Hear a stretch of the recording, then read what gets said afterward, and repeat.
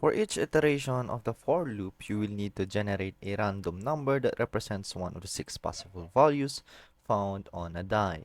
Use the math random to generate a random number ranging between 1 and 6 inclusive.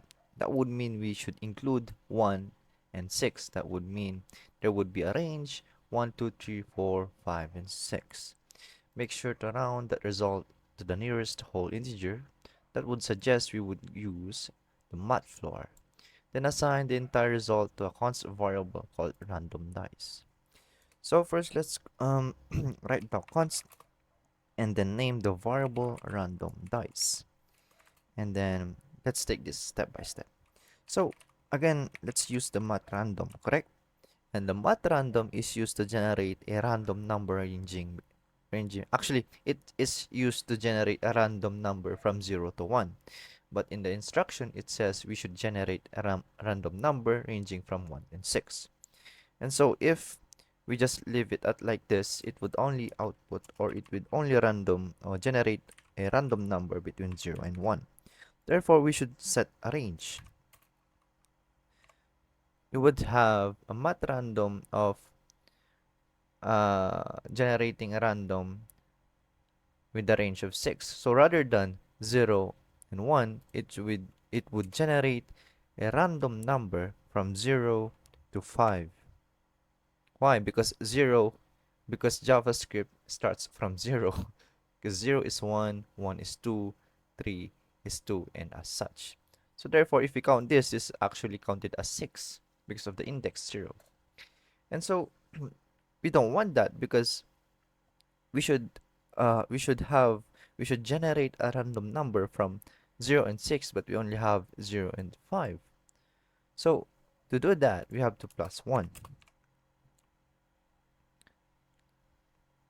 Yes, but we're missing something yet. Let's get rid of that, and we need to input here the math floor, because if we just leave math.random, it would generate something like a float.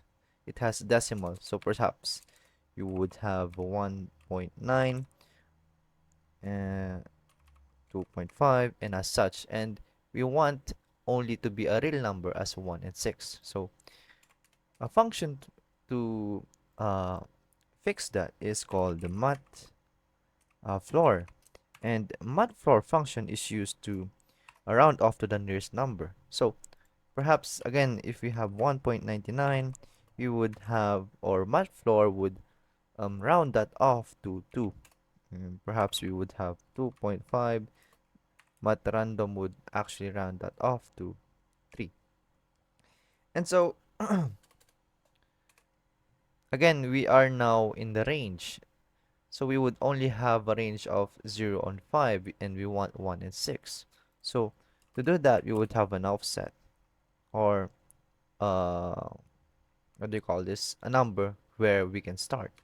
And let's add 1 with the range of 6. And that would actually we would actually have, that would start from 1, and then that would be 1, 2, 3, and 4, and 5. But that's only in 5 range. And remember, we have a range of 6, so that would be added by 1 also, so 1 and 6. Therefore, we basically have a range of 1 to 6 inclusive. So that calculation, the range would be rounded off within the math floor, and then added by 1, and then we have shifted into a range of 1 to 6 inclusive. So that would be it. Nice.